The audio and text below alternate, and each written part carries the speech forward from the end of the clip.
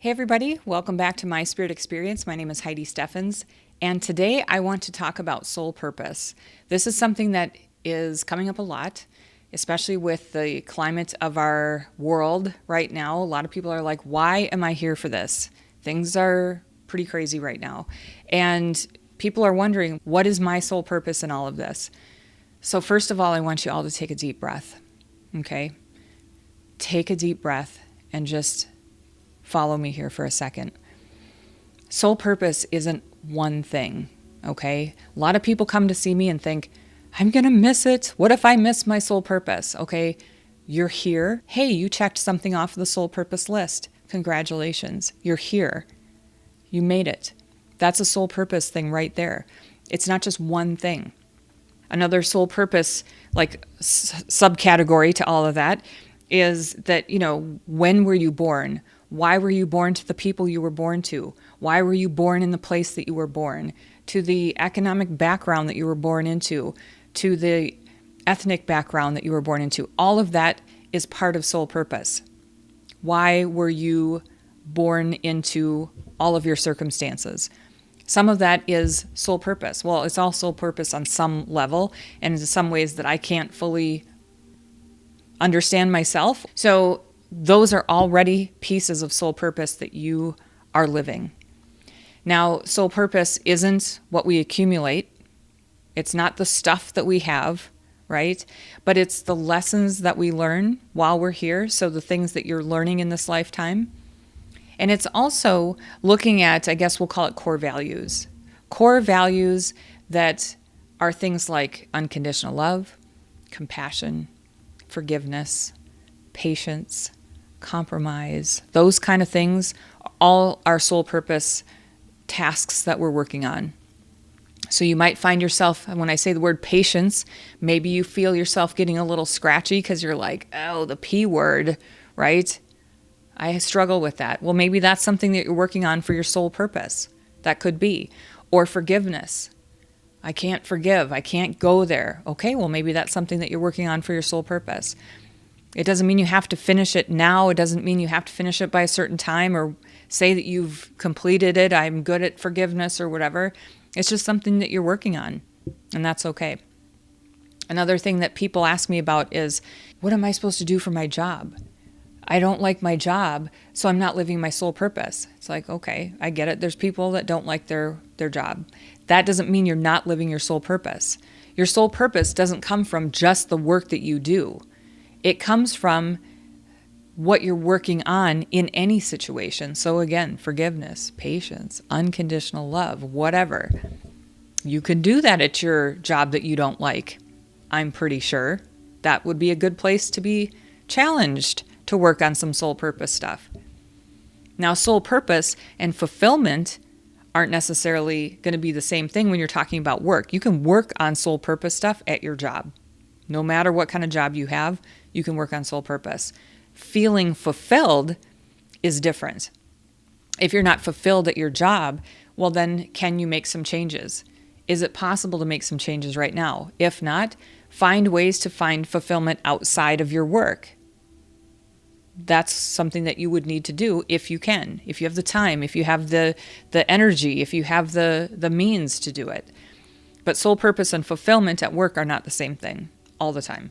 I guess they could be if you love your job and you're finding your soul purpose in your work. So then that's great. That's lucky, because I don't think a lot of people are there. I haven't always been there. I'm there now, which I am super grateful for, but I haven't always been there. So I find fulfillment outside of work if I'm working a job that isn't fulfilling to me. But I'm always working on soul purpose stuff. So soul purpose stuff is like what we've just talked about, and it's what you're doing in this lifetime. Who are you in this lifetime? Think about, you come here and then you leave. And when you leave, what do you bring with you? I already said it's not the stuff. We don't bring the stuff with us. There is nothing physical that comes with us. Bodies included, they don't come. What comes? Lessons. And how we treated ourselves, how we treated other people.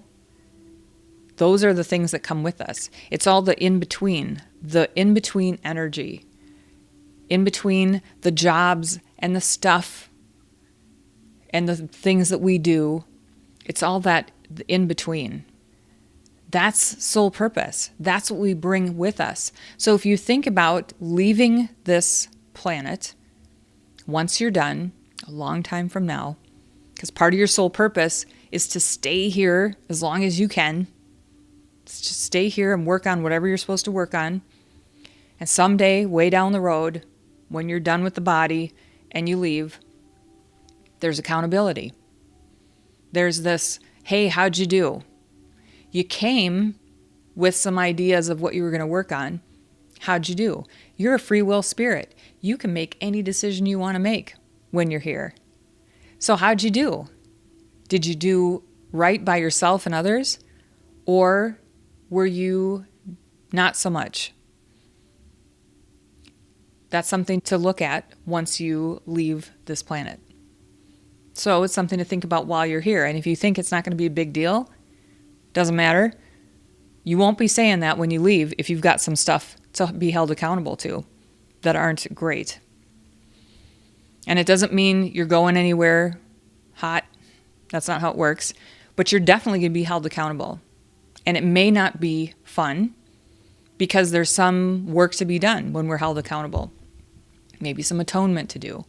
So anyway, soul purpose is not just one thing.